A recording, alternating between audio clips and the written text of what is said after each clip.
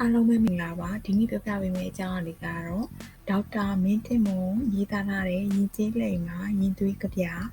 စာအုပ်တွေကသူ့ဥစ္စာခိုးခြင်းအဖြစ်နဲ့ရှောင်ကျဉ်ခြင်းအကျိုးဖြစ်ပါတယ်အထိဏဒါနခိုးမိပါမူဥစ္စာနဲ့မွဲစင်းရဲငပိလိုရှိမယဘောခပျက်စီရေမီတခိုးမွေကန်ဆိုးနှင့်မင်းဆိုးအပြားရံမျိုးငါးကြောင့်ပြက်ပြားဥစ္စာပြစ်များစွာသည်ရှောင်းကအပြန်အကျိုးဒီဆိုပြီးတော့ရေးပေးထားပါတယ်သူနဲ့ပတ်သက်ပြီးပုံမြင်လေးကတော့ရသကြိုပြည်မှဈေးသက်မဲမှ၄ယောက်တို့စီတဲ့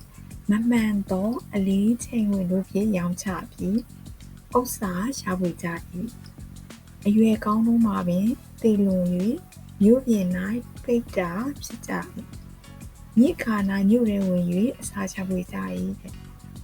လူဘဝတွင်နေအိမ်များလူဘဝကနေအိမ်များစီသို့ရောက်သောအခါသူတို့၏ခမိုးများကနောက်များနှင့်ပျော်ပါနေကြသည်ကိုတွေ့မြင်ကြရထိုအခါပိဋကမများသည်အလွန်ပူဆွေးသောကားဖြစ်ကရင်ကိုထူ၍ငိုကြွေးကြလေ၏အဲ့လိုပုံမြင်လေးရေးတာပဲပေါ့နော်သူ့ရဲ့ဆောင်ဖို့ကဗျာကတော့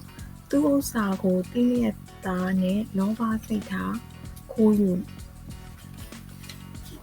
လို့လုံလာပြုကခိုးယူ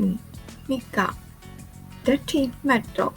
အကုတုလွန်ကျူးလင်တော့တကယ်ပဲပေါ့အပင်ငရဲကြနေဆိုလွတ်လာပြန်လေဥစ္စာမွေးစင်းရဲဖြစ်တိုင်းကိုဒါကြောင့်ပြင်စားသီလထိကြပါစေလို့ဆိုတော့ဒီဟာပြောပါတယ်အဆုံးထိနားထောင်ပြီးလို့အားလုံးကိုကျေးဇူးတင်ပါတယ်ရှင်